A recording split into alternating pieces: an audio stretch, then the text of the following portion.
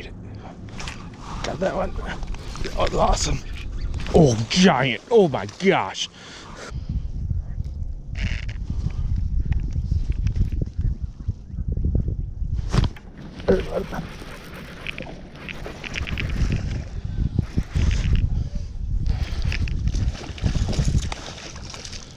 You're out fishing and you notice the jerkbait bite is on. And if you were to assume, everyone is probably throwing a Megabass Vision 110, right? Arguably the greatest jerkbait of all time. But there's some other ones that are just as good, like a Berkeley Stunna or a Jackal Re-Range, the old school Lucky Craft Pointer before the plastic was changed in it. But I'm going to talk to you about a jerkbait today that might help you get a few extra bites, and not as many people, in my opinion, are throwing it. Pliers. So, this jerkbait, in my opinion, is really good in that 45 to 55 degree water and offers a slightly different chop or jerking action underneath the water than your Vision 110 or a Jackal Re-Range. A lot of those jerkbaits are super erratic when you snap them on a slack line and you point your rod tip back at them. That's going to cause that bait to really kick hard and then glide out, right? Kick, glide, click, snap, glide. Or you can fish it real fast, but the key is on that slack line, when you bring your rod tip back to your bait, that's what causes that bait to really widen out. Now, this jerkbait, even when I kick the rod tip back to it, I feel like it doesn't glide nearly as much. So it's a little bit more of a subtle action. And I really, really like it in dirtier water or where there's bluegills present. On Lake Erie and the Great Lakes where I guide, we have a plethora of different bait fish in the water, right? There's yellow perch that you know they eat.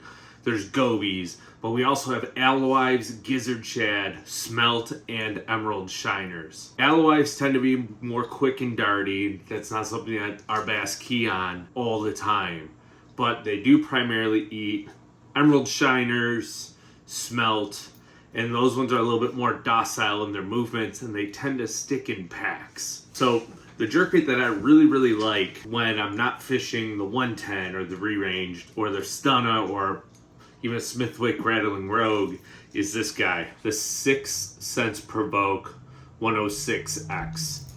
I mean, I pretty much only throw it for a very short window of the time, like I said, that 45 to 52 degree water. And personally, when I'm on the Great Lakes, this jerkbait shines for me when the water's just got a little bit of dinge. It's a very, very noisy jerkbait.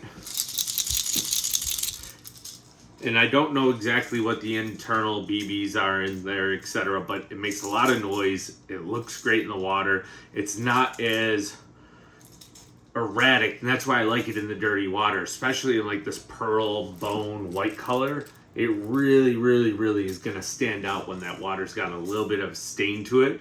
And because it's not going super erratic all over the place, it allows our fish here in the Great Lakes to really hone in and find it. Smallmouth don't like dirty water, but in the springtime, they need to get to where they're going to spawn. So a little bit of dirtiness in the water isn't the end of the world. Now, some cool things about the way this bait is designed. If you're to look at from the top to the bottom here, it gets a little bit thicker in the midsection and it really slims out down at the tail. That's going to push the water and allow it to kick and roll and shimmy. So when it suspends slowly in that 45 to 50 degree water, it's going to have that secondary slight list to it that is going to have some drawing power that if a smallmouth is in tight on it, they're going to be able to T-bone it thinking that it's the real deal. Now you can go largemouth fishing with this bait as well. They have one of my absolute favorite bluegill patterns, and it's actually slightly translucent if you were to hold it up to the sun. I've caught some actually big crappie on this, some largemouth in our Finger Lakes. It's, like I said, it's great when everyone else is throwing your mainstays, your Vision 110s, your Stunnas, and all the other ones that I've mentioned before. Don't be afraid to try out the 6 Cents Provoke 106X when you're struggling to get a jerkbait bite and you know it's going down.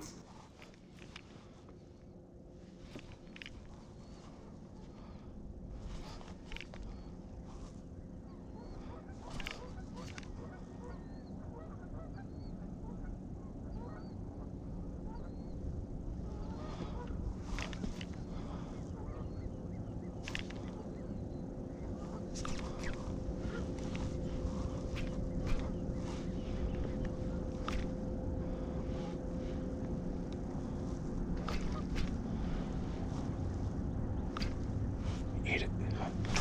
Got that one. Oh, awesome. Oh, giant. Oh my gosh.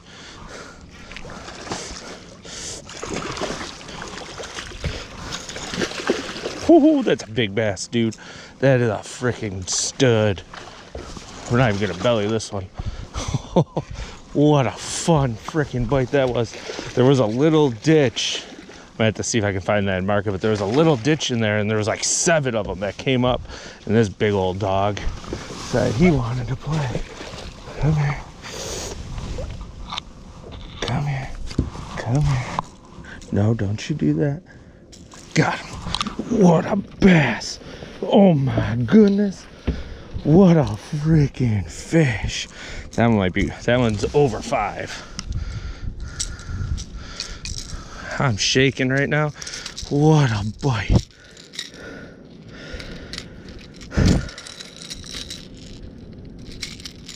What an absolute bite. Oh my goodness. Now my setup for this, I use a left-handed reel because I'm funky and I live up here in the north. But I use the 70 size Corrado MGL. It's an 8-to-1 gear ratio reel. 10 or 12 pound fluorocarbon depending on how deep I want it to get. If I want it to be in that 3 to 4 foot range, I'm going to run 12. If I wanted to get it down to 5 to 6 foot, I'm going to go to 10. And the lighter your line, the more that bait is actually going to move when you rip your rod tip. So when you rip it and you give it that slack and come back, that bait will actually move further left and right. So a little tidbit there for you. The jerkbait rod is an Alpha Angler Slasher. It's a 6'10" medium fast action rod with a deep parabolic bend through the belly of it. So when you hit them with those treble hooks, that rod is going to bend and it's going to be super forgiving. So when a smallmouth comes up thrashing, or a largemouth, or whatever species you're targeting, that fish comes up thrashing, it's not going to be able to throw your hooks as easily. So hope you learned something in this video here. Hit that subscribe button, comment down below if you enjoy throwing the 6th Sense Provoke 106X. Some great colors to choose from. Basically, I just used a bone in the bluegill in this series for very specific niche things. It's a niche jerkbait in my opinion, but it sure will get bit a lot of times when everyone else is throwing the other ones, and you need to just change it up a little bit. So have confidence in it, get out there and go fish.